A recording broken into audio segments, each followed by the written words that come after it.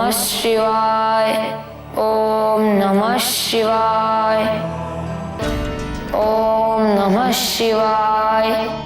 ओम नमः शिवाय। ओम नमः शिवाय। ओम नमः शिवाय। ये कौन है पिताजी? उपमन्यु, मेरा भक्त। कष्ट में एक बालक अपने पिता का स्मरण करता है, किंतु उपमन्यु के नमः पिता शिवाय। महर्षि व्याघ्र नमः शिवाय। घर से दूर एक घोर तपस्या में लीन है। इसीलिए उपमन्यु मुझे पुकार रहा है। ओम नमः शिवाय। किंतु केवल अपने ही नहीं, अपितु अपनी मां के दुख को दूर करने हेतु मेरी साधना कर रहा है। ओम नमः शिवाय। किंतु उपमन्यु और उसकी माँ को कष्ट क्या है?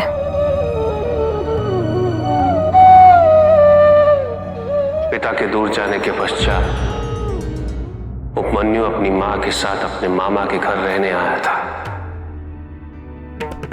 निर्धन होते हुए भी उपमन्यु के मामा उदार हृदय के थे। बहन, हमारी दरिद्रता से तो तुम पहले से ही अवगत हो, इसलिए गांव के दूर यहीं समीप एक कुटिया में रह रहे हैं।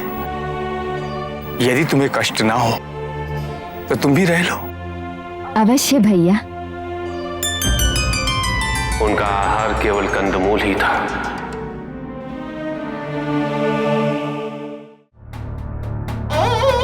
उपमन्यु के मामा के घर दूध नाम मात्र ही आता था,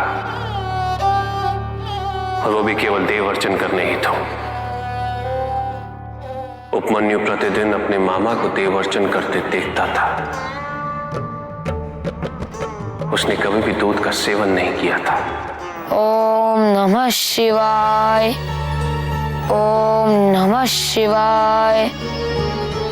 किंतु वो दूध का स्वाद अवश्य लेना चाहता था।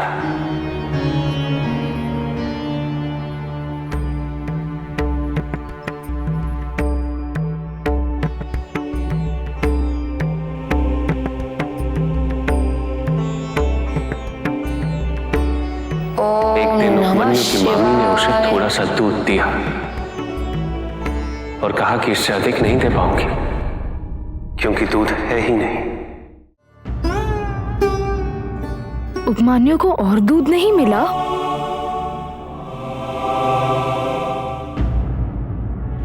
मिला, अवश्य मिला, किंतु एक विचित्र रूप का दूध, एक मां की विवशता से निर्मित। अपने पुत्र को दूध के लिए लड़ाई देख उपमन्यु की मां ने चावल को पीसकर जल में मिला दिया। ओम नमः शिवाय। देखने में वो मिश्रण दूध जैसा ही था, किंतु जैसे ही उपमन्यु ने उस मिश्रण का स्वाद लिया, उसे उसकी भिन्नता का आभास हो गया। उसने चावल से बना दूध फिर से क्यों मांगा?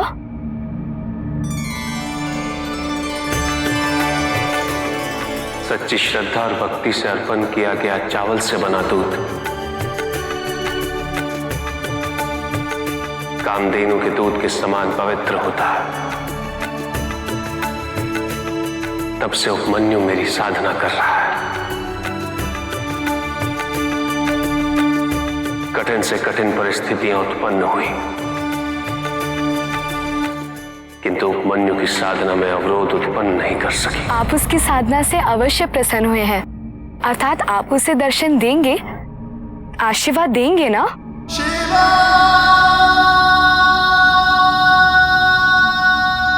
अवश्य।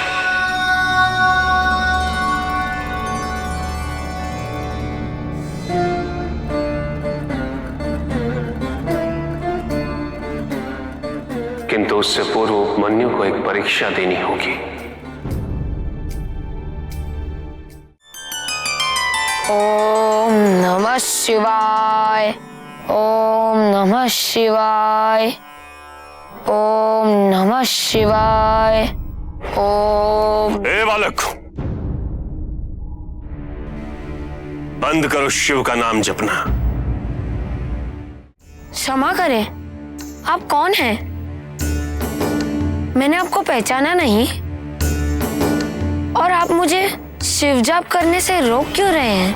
क्योंकि तुम्हारे महादेव की उपासना करने से कोई लाभ नहीं होता। तुम्हें मेरी भक्ति करनी चाहिए। मैं तुम्हारी सारी इच्छाएं पूरी कर दूंगा। क्षमा करें, पर हमारी माता कहती है कि हमें बड़ों का आदर करना चाहिए। आप मुझसे बड़े हैं और महादेव तो आपसे भी बड़े हैं। आपको उनका आदर करना चाहिए और आपको उनके लिए अपशब्द नहीं बोलना चाहिए। मुझे तुम्हारा निवेदन स्वीकार नहीं। मैं तो तुम्हारे महादेव का आदेश भी न मानू। सर्वशक्तिशाली हूं मैं, किसी का भय नहीं है मुझे, तुम्हारे महादेव का भी नहीं। मैंने आपसे कहा ना कि आप हमारे महादेव के लिए ऐसे अपशब्द मत बोलिए।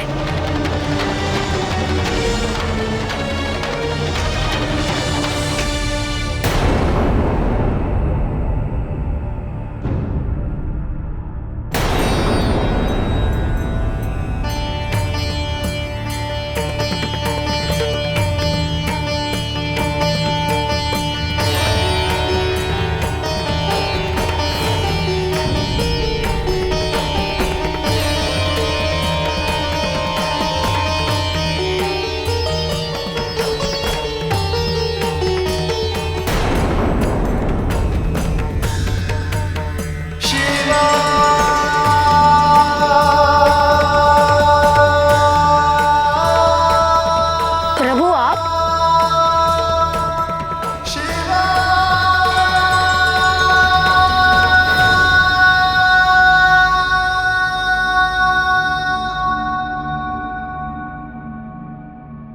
उठो उपमन्यु।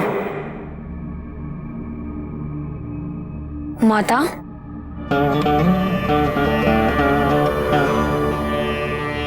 प्रभु मुझे क्षमा कीजिए। मैं आपको पहचान ना सका और आपका तिरस्कार कर बैठा। नहीं उपमन्यु, तुमसे कोई भूल नहीं हुई। तुम्हें तो मेरी वास्तविकता का बोध ही नहीं था, अन्यथा तुम कभी ऐसा नहीं करते। पर प्रभु, आपने वो रूप क्यों लिया?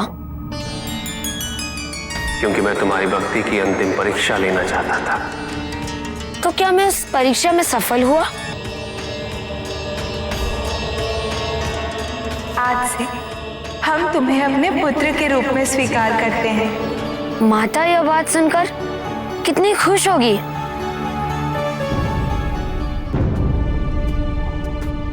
मैं तुम्हारी तपस्या से अत्यंत प्रसन्न हूं। मनचाहा वरदान मांग लो। प्रभु, मैं तो आपसे वरदान के रूप में केवल ज्ञान मांगना चाहता हूँ। मैं निर्धन हूँ, इसलिए मेरे पास कोई गुरु नहीं है और गुरु के बिना ज्ञान प्राप्त करना कैसे संभव है?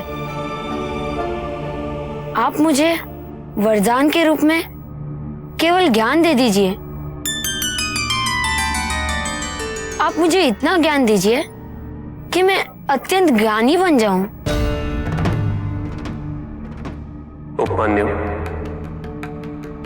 वरदान से ज्ञान की प्राप्ति नहीं होती। ज्ञान प्राप्त होता है गुरु से, अध्ययन और परिश्रम करने से प्राप्त होता है। जो इस उद्देश्य की पूर्ति हेतु प्रयत्नशील रहता है, मैं उसकी सहायता सदैव करता हूं।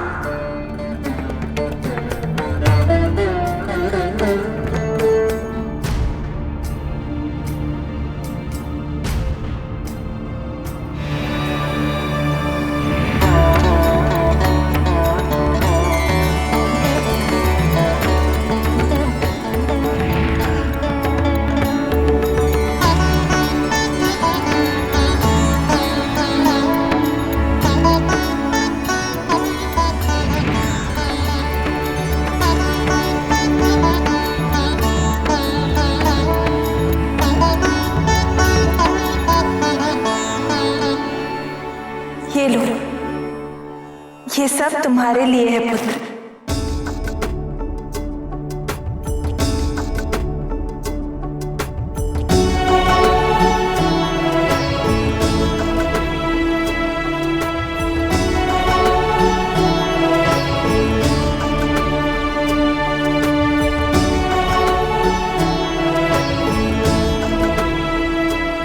इस गाय से तुम्हें दूध प्राप्त होगा जो तुम्हारे स्वास्थ्य हेतु अच्छा होगा,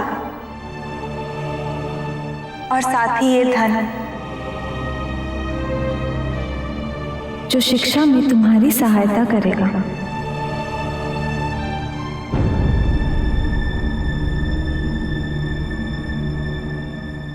और शीघ्र ही अपनी शिक्षा आरंभ करो। मैं कल प्रातः ही गुरुकुल जाऊंगा।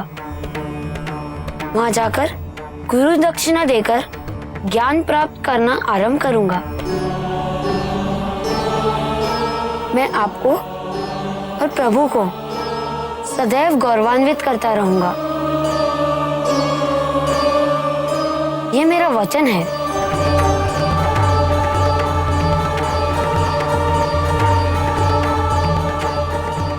तथास्तु।